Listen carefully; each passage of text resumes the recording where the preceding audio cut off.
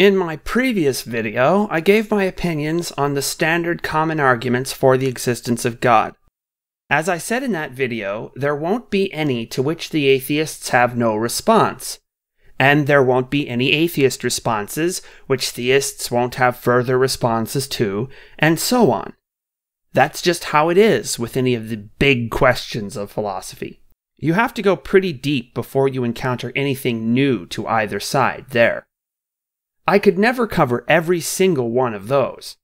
I gave my opinions on which arguments I think ultimately work and which arguments I think ultimately don't, and which I don't know about, and that's good enough for now. Maybe I'll cover specific back and forths on individual arguments I care about sometime, but not now. I can always fall back on it if I run out of other things to talk about on my channel. But let's imagine, just for the sake of argument, I do not admit this as the real conclusion, but only as a hypothetical, that the atheist responses actually succeeded in debunking every single argument for the existence of God without exception. I don't mean merely having responses which claim to debunk the arguments, because that's just a given, but responses which actually succeed in what they are trying to do. Responses which are not merely existent and not merely valid and not merely relevant, but which are shown in the end, after we have gone through the whole debate, to be both relevant and sound. Not as the beginning, as soon as they say what they want to say, but after we have investigated all of their arguments and reasoning and concluded that they are right.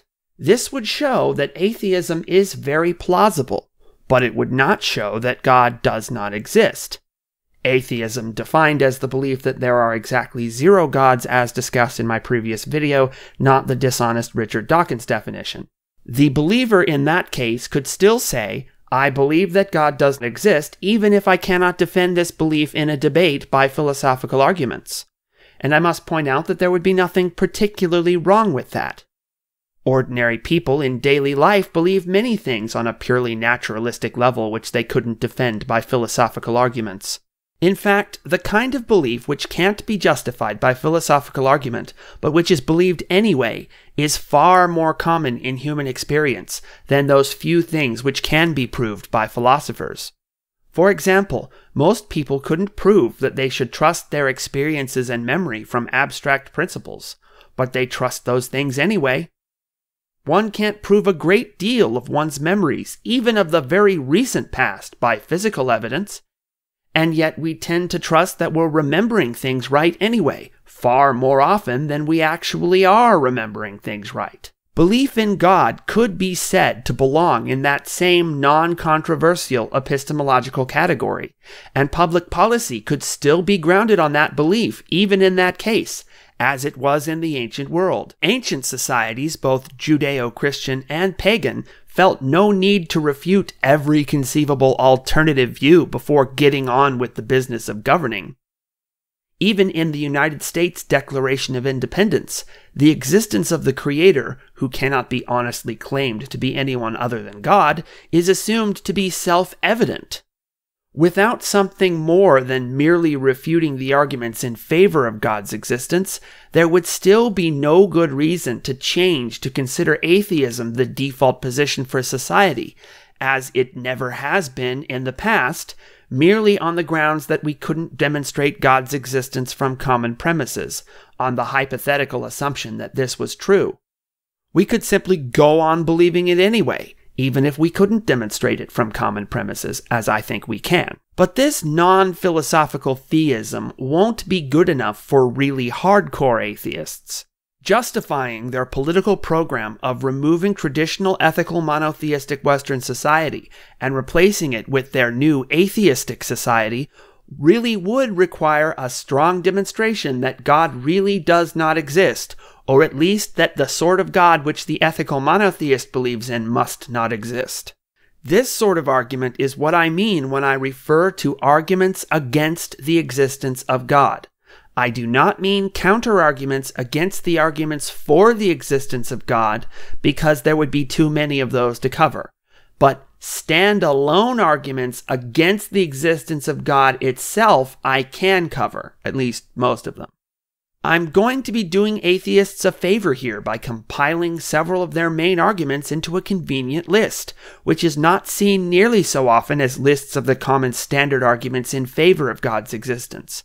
If there was a convenient list, then I'd follow it, but I rarely, if ever, see atheists make the distinction I have here made between counter-arguments against the arguments in favor of the existence of God and arguments against the existence of God itself. The former could never demonstrate that God must not exist, even if they succeeded in refuting the claims that we can demonstrate that he does. But the latter, if they succeeded, could demonstrate that God does not exist. The surprising thing is how few internet atheists seem to be familiar with these, the real arguments of their own side. They seem to think that if they verbally commit to their real position that there is no God, then that position will be completely indefensible. So they think they must avoid being trapped into such a commitment at any cost, even at the cost of being justifiably dismissed from the discussion as irrelevant time wasters with nothing of substance to say, as they often are.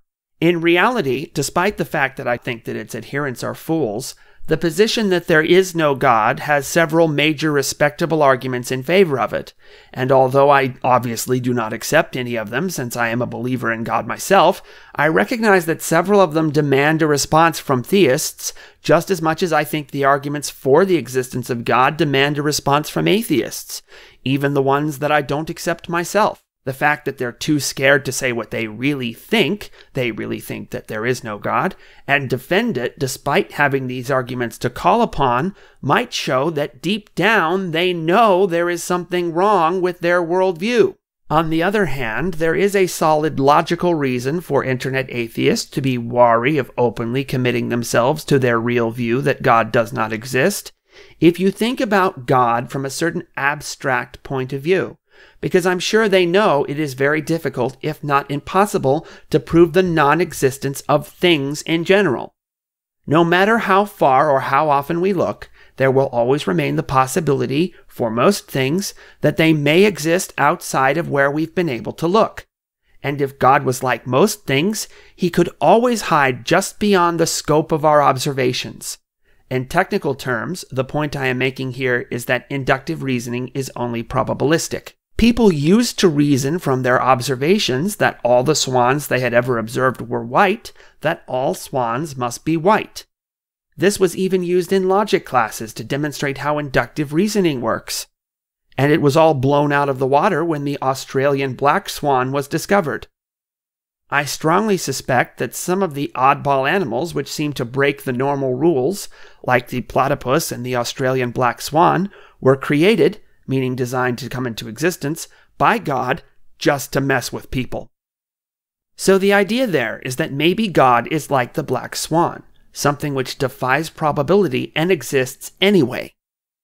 It looks like this problem is what atheism would have to deal with, and it can't, at least not directly. That possibility for God's existence logically exists. They could justify that their thinking that God does not exist is the most probable belief to be correct, and therefore is justified on those grounds, but it wouldn't be airtight, and people without the same dogmatic faith in atheism they've got wouldn't be convinced.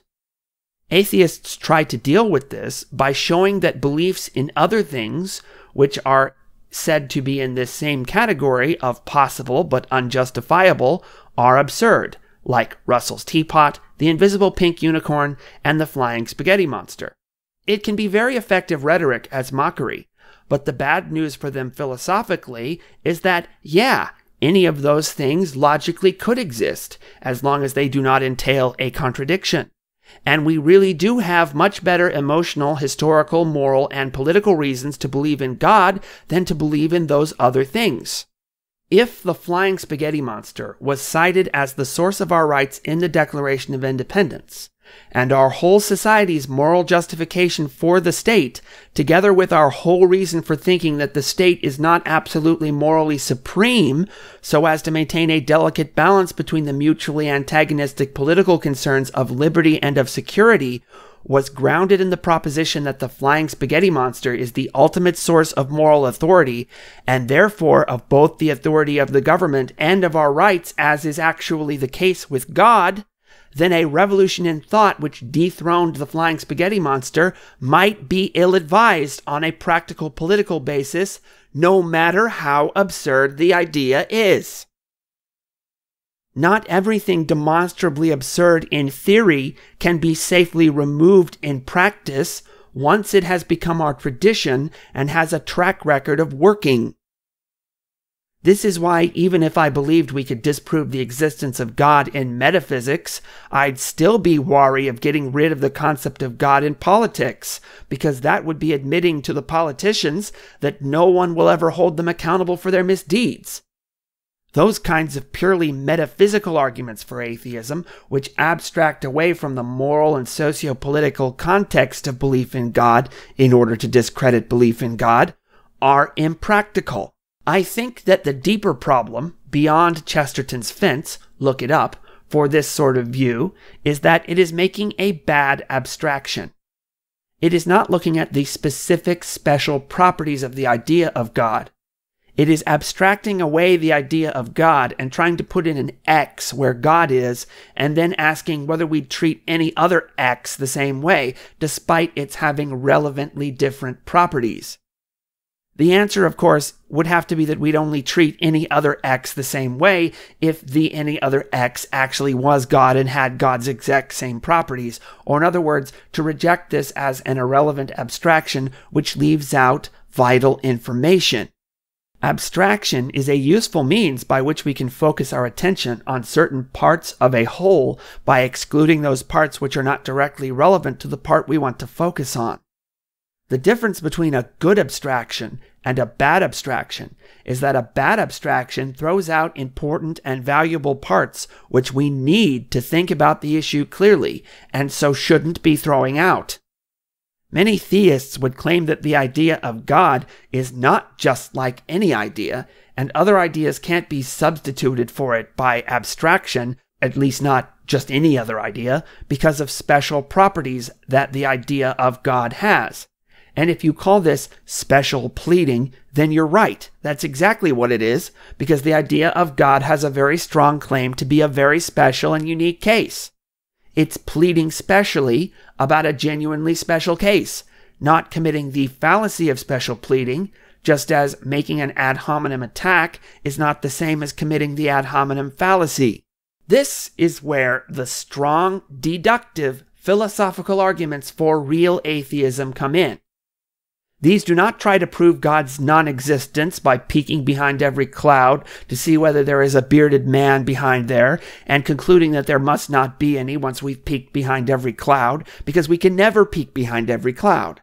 Instead, these arguments focus in on what the ethical monotheist really means by God in terms of those special properties God is said to have, and try to show that these specific special properties do not and cannot happen. That would really prove that God does not exist, if it worked. Okay, so that takes care of my introduction. Now to get down to the actual arguments. But before I do that, I am going to go grab a soda.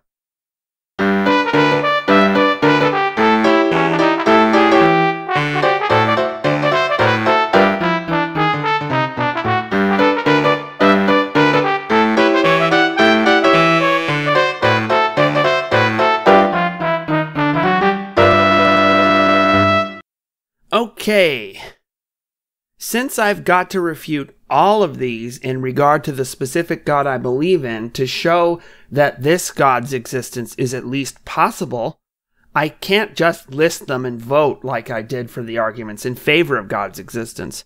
I'd have to vote against all of them, obviously. So I will have to actually formulate them, and unfortunately that means I probably won't be able to get through all of them. Fortunately, I am helped in making this presentation by the number of arguments against God's existence being far fewer than the number of arguments in favor. I mean, major arguments. But I should include a reminder that the number of arguments does not matter. All it takes is one. Quality is what decides the issue, not quantity. So, here is a list of the major arguments against the existence of God that I know of. Seeing as how, remember, this is arguments against the existence of God, not counter-arguments to arguments in favor of the existence of God. They are Hitchen's razor, theological noncognitivism, the argument from inconsistent revelations, the Omnipotence Paradox, the Omniscience Paradox, the argument from purpose and timelessness, the dysteleological argument, the problem of evil, the argument from free will, Dys-theodicy, the euthyphro dilemma, fate of the unlearned, and the problem of hell. Going through them in that order. Hitchen's razor is the idea that the burden of proof must always rest upon the person making a claim and not on the person denying the claim. This only becomes an argument against the existence of God when it is treated as an epistemological principle for distinguishing true from false, not merely as a debating tactic, in which context I have already addressed it.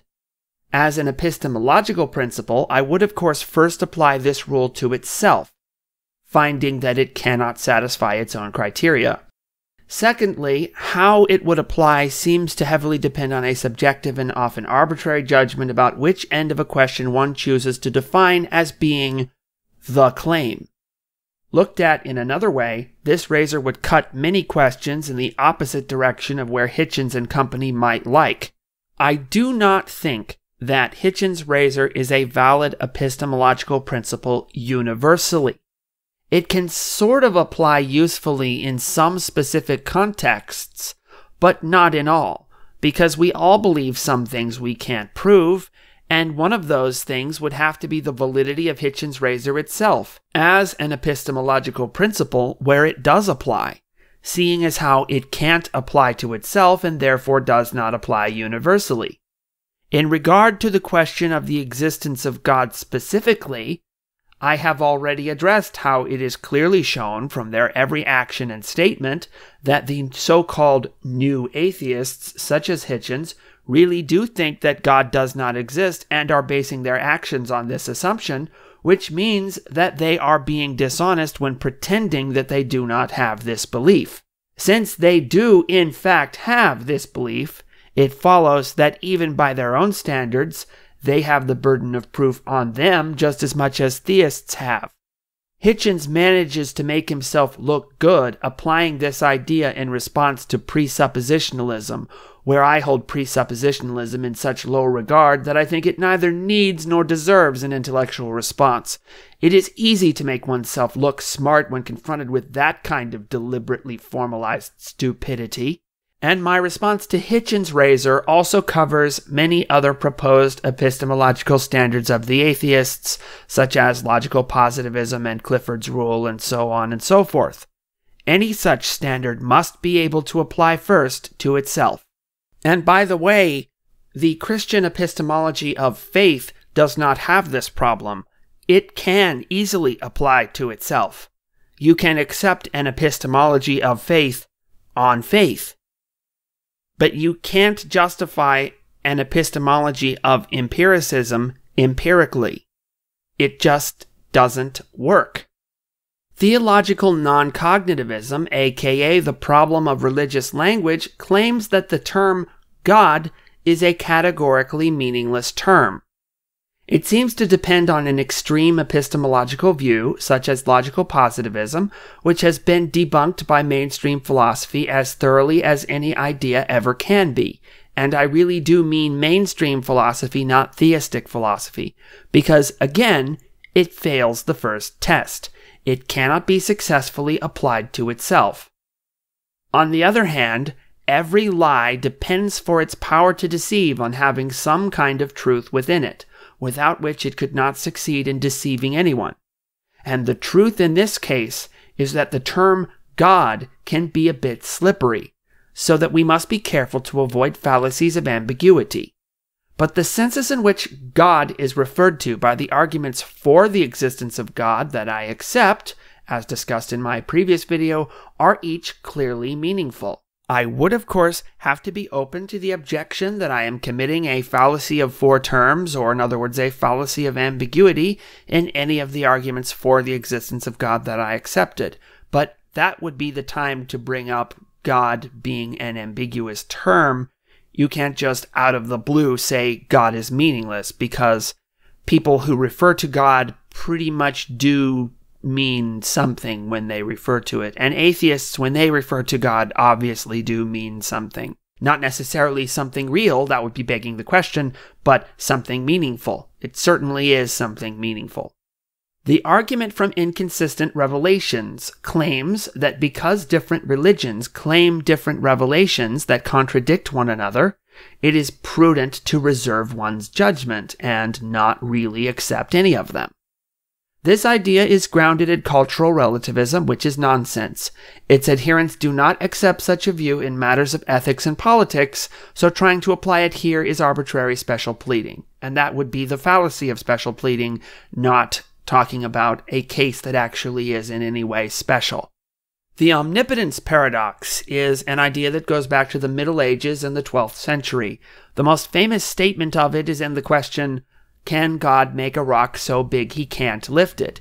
And the answer to that question is no, God can't do that because that would be nonsense. But, says the atheist, if God can't make a rock so big he can't lift it, then you have admitted that there is a thing that God can't do, and therefore that God is not omnipotent, and therefore that the God you have defined as omnipotent does not exist. And this argument does sort of work if God really is defined as having that sort of omnipotence. That sort of omnipotence does not exist for God to have, and therefore any gods that are said to have it really do not exist. But the kind of omnipotence that I think God actually has is closer to, as C.S. Lewis put it, the power to do all that is intrinsically possible. Phrases that refer to intrinsic impossibilities are non-things, and therefore a God who can do all things still can't do non-things. Contrary to what most theists say, I do not say that God can't be limited. Every choice that God makes to do one thing and not another imposes a limit on himself of having let that other thing go. The opportunity cost of making exclusive choices exists as a limit for God, just as much as for us. It would not be meaningful for God to have the power to embrace both of two mutually exclusive choices. So the omnipotence which I think God has only includes that which is meaningful. The argument from purpose and timelessness argues that a God who is outside of time could not have purposes to interact with the temporal world, such as to create it, because that would involve change, and another way in which God is limited is that God cannot actually change, because a being who exists outside of time has no time to change in. Therefore, a God who is both purposeful and timeless cannot exist. From this perspective, we must look at all of God's actions as being one big giant action, which is always going on. God is able to act without changing because God is always acting, and so for God to stop acting would be a change.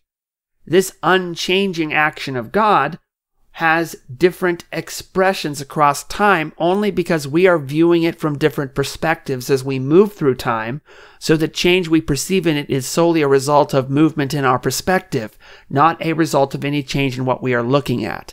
I think that this Zeno-temporal perspective resolves the problem. And by the way, Zeno-temporal is a word that I myself coined in order to describe the experience of God as being outside of time. And since it would be meaningful for God to change, but God can't change, this shows that there are more limits on what God can do than just meaningfulness. It might be an enlightening theological exercise to make a list of all the things God can't do. As you can probably tell, my commitment to the omnipotence of God is not very strong, and I am very much open to the idea that God is much less omnipotent than most theists think.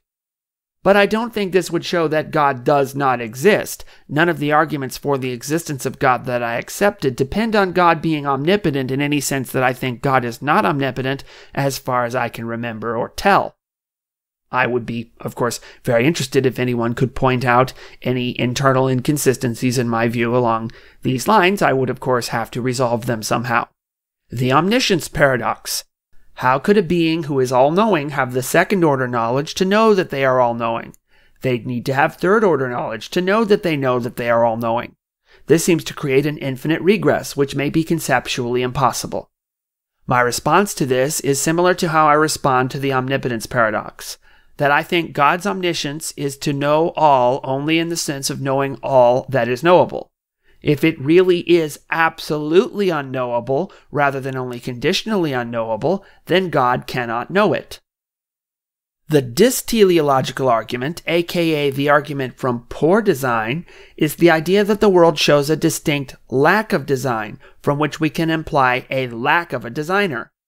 The problem with this is that to show the non-existence of a designer, you'd have to show that everything in the world evidences a lack of a designer, while the teleological argument in favor of the existence of God only requires at least one instance of design in the world to show that there is a designer. I do not think a total lack of design everywhere can be demonstrated. Side note, Christians do not think that the world conforms to its original design specifications. They think the world is fallen, or in other words, corrupted, so that parts of the original perfect design peek through the imperfect noise. But what we see in the world is not expected to be God's perfect original design. Most atheists do not seem to know enough about Christianity to understand this about Christian beliefs. They seem to think Christians think the natural world is all puppies and rainbows. But really, for Christians, it is as if the information we get from the natural world is like a book filled with mostly random letters, but in which every few hundred pages or so, we come across breaks containing brief passages from Shakespeare. The presence of even one such passage would show that it is unreasonable to think that all the letters are completely unintentional. That's the teleological argument. The problem of evil is the most powerful atheist argument. It was famously stated by the ancient Greek philosopher Epicurus. As David Hume summarized, Epicurus's old questions are yet unanswered. Is God willing to prevent evil but not able? Then he is impotent. Is he able but not willing? Then is he malevolent. Is he both able and willing? Whence then is evil? It is the idea that these three things, God's omnipotence, God's goodness, and the existence of evil in the world, cannot all be true together. My response is, again, that God is not omnipotent in the Epicurean sense, because we have free will. Free will is the standard answer to the problem of evil from theists. All evil and suffering, including natural disasters, is the consequence of human choices, whether individually or collectively, not necessarily the consequence of the choices of the individual who is hurt by these things, but always is a consequence of some human choices. Despite its having created the possibility for evil and suffering, free will is still itself an inherently good thing, and God's action in having created free will is still an inherently good action, because without it, life and goodness could not really exist either. Contrast, at least conceptual contrast, is essential to making real things real. God is again here limited by meaningfulness.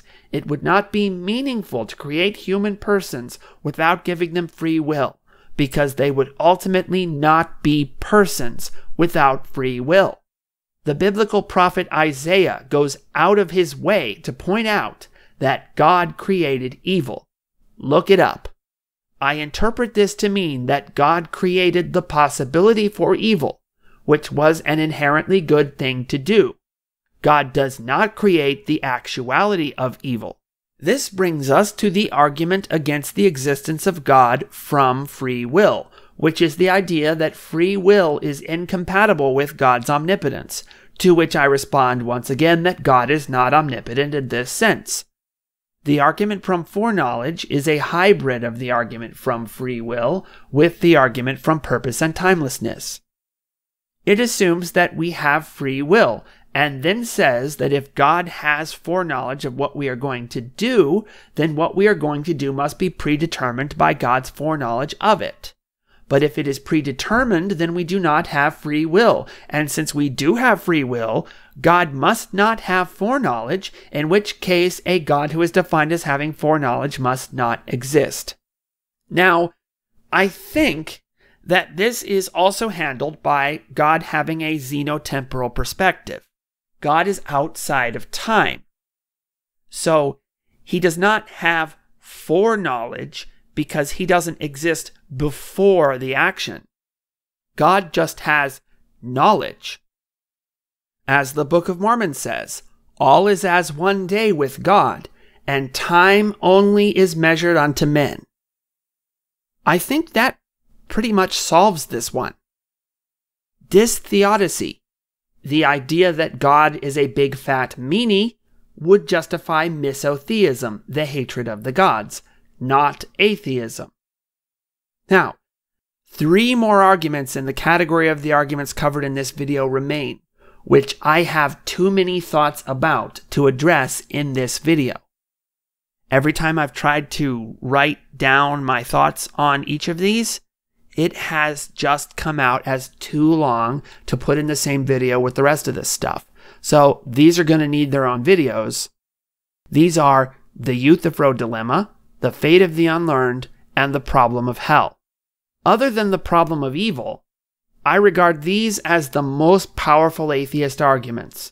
So powerful that they'll need to be addressed in another video another time. Suffice to say for now that I think a sufficiently clever theologian can get out of them. And they do work against some versions of Christianity. And I would use them when they work against those other versions of Christianity. And I regard these as the most interesting and relevant part of theist versus atheist philosophical debate, once we're talking about philosophy and not politics. But I just can't do them now. They're just too long. So I'm just going to have to quit, and it might be a while before I do those, because I don't want this existence of God stuff to take over my entire channel. I want to be able to cover other philosophical topics. But for now, I think this is good enough, and once again, God bless you if he exists as I think he does.